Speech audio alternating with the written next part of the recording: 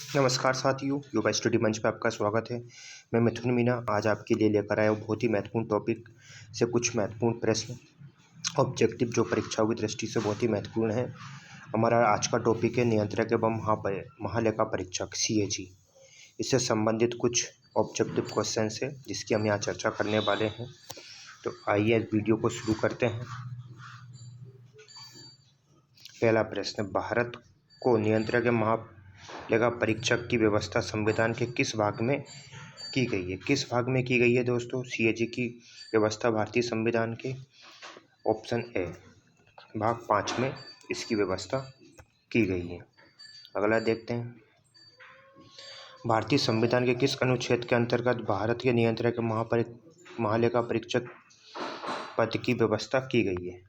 CAG के पद की व्यवस्था किस अनुच्छेद के तहत की गई है दोस्तों संविधान में?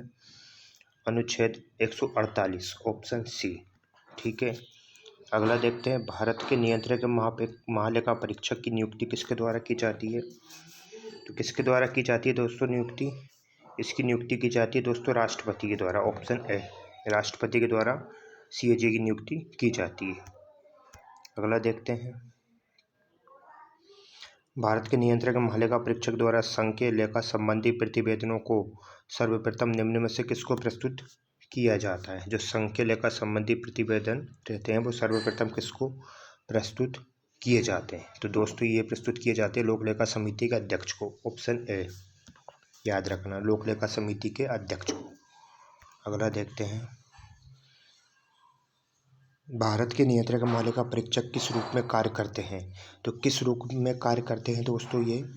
इसका राइट आंसर है लोक वित्त के संरक्षक के रूप में। ऑप्शन बी, किस रूप में कार्य करते हैं?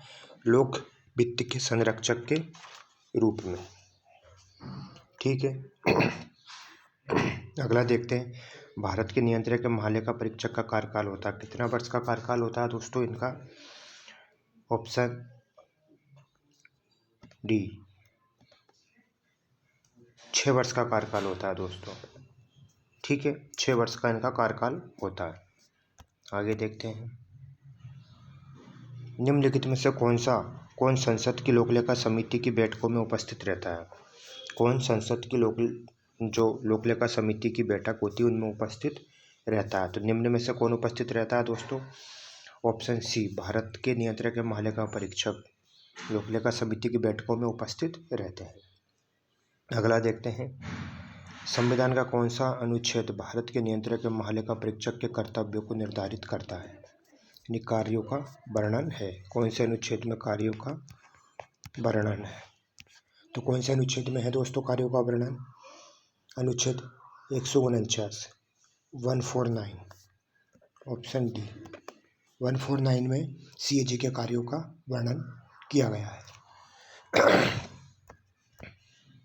आगे देखते हैं, भारत का नियंत्रक महालेखाकार निम्नलिखित में से किसका एक मित्र और मार्गदर्शक होता है?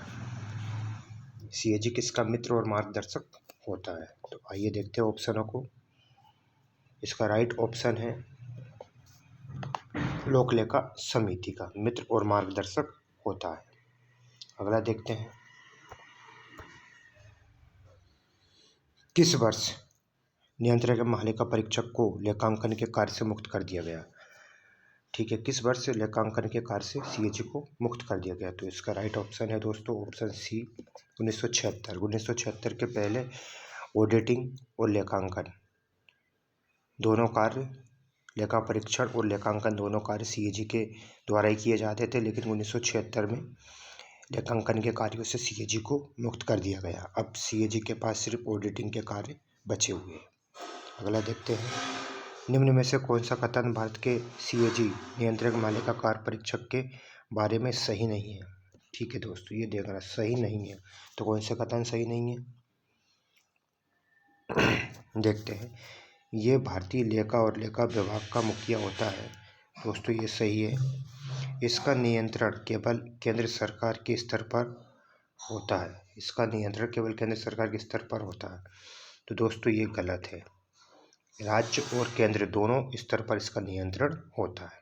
इसके बाद देखते हैं ऑप्शन सी, भारत के नियंत्रक महालेखा परीक्षक संक्षेप में महालेखाकार परीक्षक कहा जाता है। सही बात है। इसे सार्वजनिक कोष का संरक्षक माना जाता है, ये भी सही है। तो दोस्तों ऑप्शन बी इसमें से गलत कथन है। ठीक है, ये केंद्र और राज्य दोनों स्तर पर कार्य करता है। अगला देखते हैं, भारत का नियंत्रक महालेखा परीक्षक अपना त्यागपत्र किसे देता है? तो किसे देता है दोस्तों अपना त्यागपत्र? राष्ट्रपति को। ऑप्शन सी, क्योंकि राष्ट्रपति के द्वारा इनकी नियुक्ति की जाती है। अगला देखते हैं, भारत का नियंत्रक महालेखा परीक्षक को किस प्रकार उसके पद से हटाया जा सकता है? तो किस प्रकार पद से हटाया जा सकता है दोस्तों? उच्चतम न्यायालय के न्यायाधीशों की तरह, जो उच्चतम न्यायालय के न्यायाधीशों को पद से हटाने की विधि है, ठीक उसी विधि के द्वारा सीएजी को अपने पद से हटाया जा सकता है। अगला देखते हैं, निम्न में से कौन सा कार्य भारत का नियंत्रक महालेखा परीक्षक नहीं करता? ठीक है, कौन सा कार्य नियंत्रक महालेखा परीक्षक नहीं करता दोस्तों? ठीक है, तो देखते हैं, वह केंद्र सरकार के इलाकों से संबंधित रिपोर्ट राष्ट्रपति को करता है दोस्तों ये कार्य। भारत की संचित नीति की रक्षा करता है। सही है। केंद्र में सहायता प्राप्त करने वाले सभी संस्थानों की लेखा परीक्षा करता है, ये भी सही है। वह राज्य सरकार के लेखों से संबंधित रिपोर्ट संसद में रखता है, ये गलत है दोस्तों। वे संसद में नहीं, संबंधित राज्य के विधानमंडल में रखता है। अगला देखते हैं, नियंत्रक महालेखा परीक्षक के वेतन भत्ते और अन्य सेवा शर्तों का निर्धारण कौन करता है? तो कौन करता है दोस्तों? वेतन भत्ते और सेवा शर्तों का निर्धारण संसद के द्वारा। Option C. ठीक है, अगला देखते हैं, निम्न में से किसकी लेखा समीक्षा करने का अधिकार भारत का सीएजी नियंत्रक महालेखा परीक्षक को है? किसकी लेखा समीक्षा करने का अधिकार भारत के नियंत्रक महालेखा परीक्षक को है?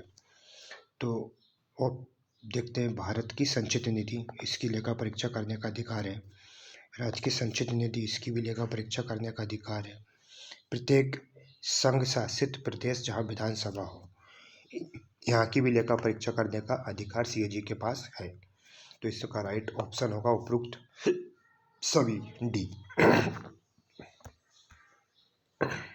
अगला देखते हैं, निम्न में से कौन भारत का नियंत्रक महालेखा परीक्षक नहीं रहा? तो कौन नहीं रहा दोस्तों? ए बख्शी रहे, ए के चंदावी रहे, टी.एन. चतुर्वेदी ये भी रहे, शशिकांत झा ये नहीं रहे कभी भारत के सीएजी। इसमें से राइट ऑप्शन है दोस्तों। धन्यवाद दोस्तों, आपको वीडियो कैसा लगा कमेंट बॉक्स में ज़रूर बताएं।